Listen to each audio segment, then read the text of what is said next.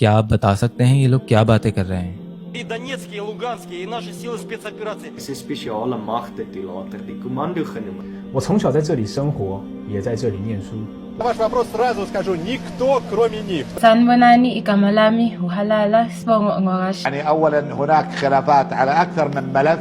नहीं बता सकते क्योंकि ये सारी वो ज़बानें हैं जो हमें नहीं आती। तो अज्यूम करें कि इनमें से किसी ज़बान में आपके बच्चे को एक बुक पढ़ाई जा रही हो और उसे कहा जाए कि 100 पेजेस की वो पूरी किताब याद कर ले। वो रट्टा लगाकर पूरी किताब याद करने में कामयाब तो हो जाएगा, लेकिन कभी इस काबिल नहीं बन पाएगा कि उस किताब की बेस पर माशरे में कोई बदलाव ला सके, क्योंकि उसे पता ही नहीं होगा कि उसने जो अल्फाज रटे हैं उनका असली मतलब क्या था। यानी वो कुएं का मेंढक जिसे कभी पता ही ना चला कि कुएं के बाहर भी कुछ था। स्कूल्स में बच्चों को केजी से ही इंग्लिश ग्रामर और वर्ड्स मीनिंग सिखाई जाती हैं ताकि आगे जाकर वो केमिस्ट्री या फिजिक्स की बुक पढ़ सकें। लेकिन अफसोस, कुरान पढ़ने से पहले अरबी ज़बान और ग्रामर नहीं सिखाई जाती। दुनिया में सबसे ज़्यादा पाकिस्तान में हर साल 78,000 बच्चे हाफिज़ कुरान बनते हैं, लेकिन इसके बावजूद भी क्यों हम आज एक फेल्ड इस्लामी नेशन है। जिस मुल्क में इस कदर कुरान पढ़ा जाता हो उसकी ये हालत कैसे हो गई? तो इसका सिंपल सा जवाब है कि यहाँ सिर्फ कुरान पढ़ा जाता है, समझा नहीं जाता। क्योंकि अगर हमने कुरान को सही तरह पढ़ लिया होता जैसा उसका हक था,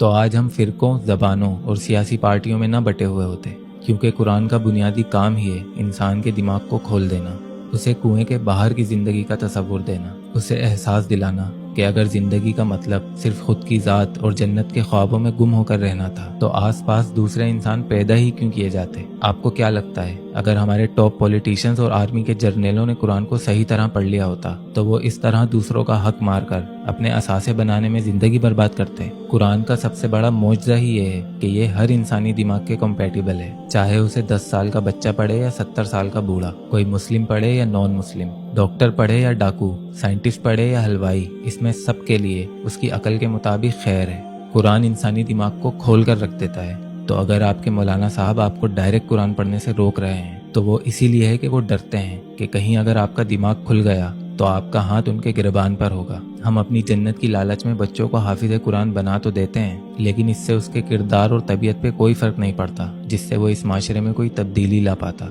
उसे कुरान की हर एक आयत याद तो हो जाती है, लेकिन उससे इस दुनिया को बस उतना ही फायदा पहुंचता है जितना एक 4 साल के बच्चे का मेहमानों के सामने ट्विंकल ट्विंकल लिटिल स्टार पढ़ने से पहुंचता है। तो बस आप इस एजाज से सिर्फ दुनिया में ही वाहवाही ले सकते हैं, क्योंकि अल्लाह तो सब जानता है। लॉजिक और मैजिक के बीच में बहुत ही बारीक सी लाइन होती है जिसे पहचानने के लिए अल्लाह ने कुरान को हमारी आंखें बनाकर भेजा है। हम सिर्फ कुरान के टेक्स्ट यानी अरबी ज़बान को मुकद्दस समझते हैं और उसकी फजीलत बस यहीं तक महदूद रखते हैं कि उसके औराकों से तावीज़ बना लिए जाएं, पानी पढ़कर दम कर दिया जाए, मुश्किल में आयतुल कुर्सी पढ़ ली जाए, मुर्दे की जान निकल रही हो तो यासीन पढ़ ली जाए। लेकिन असल जादू तो उन आयतों के मतलब में छुपा है जिसे कोई ढूंढना नहीं चाहता। तो जिस किताब की बेस पर हमारे पूरे दीन की बुनियाद टिकी है आपको उसका ही इल्म नहीं, तो आप फिर किसी भी अल्लामा मौलाना के पीछे बैठकर कहानियां सुनकर वाहवाही करते रहें, अपने फिरकों के बचाव में एक दूसरे को माँ बहन की गंदी गंदी गालियां देते रहें, या अपनी इमेजिनेशन में खुद को जन्नती और बाकियों को दोज़खी समझते रहें। इससे ना इस माशरे को कोई फ़र्क पड़ता है और ना ही अल्लाह को।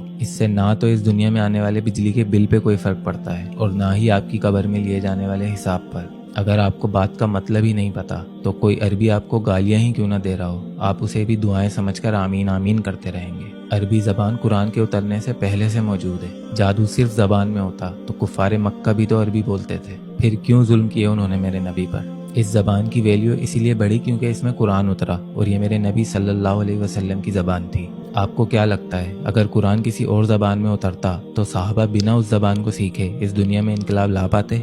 नहीं, आप सल्लल्लाहु अलैहि वसल्लम पहले उनको वो ज़बान सिखाते और फिर कुरान सिखाते। तो वैल्यू अरबी ज़बान की नहीं बल्कि उस ज़बान में उतरे कुरान के अल्फाजों के मतलब की है, जिसमें कायनात के वो राज छुपे हैं जिन्हें डिकोड कर नॉन मुस्लिम्स आज तरक्की कर रहे हैं। और हम अपने बच्चों को जोर ज़बरदस्ती डंडे के जोर पर हाफिज़े कुरान बनवाकर अपनी जन्नत सीधी करने में लगे हुए हैं। किसी आम किताब को भी आप बिना मतलब के रट्टा लगाकर पढ़ें तो दुनिया आपको बेवकूफ़ कहेगी। तो हम तो तारीख़ इंसानियत के सबसे कीमती और नायाब लिटरेचर के साथ ऐसा कर रहे हैं। तो क्या असल गुस्ताख़ रसूल हम खुद नहीं हैं?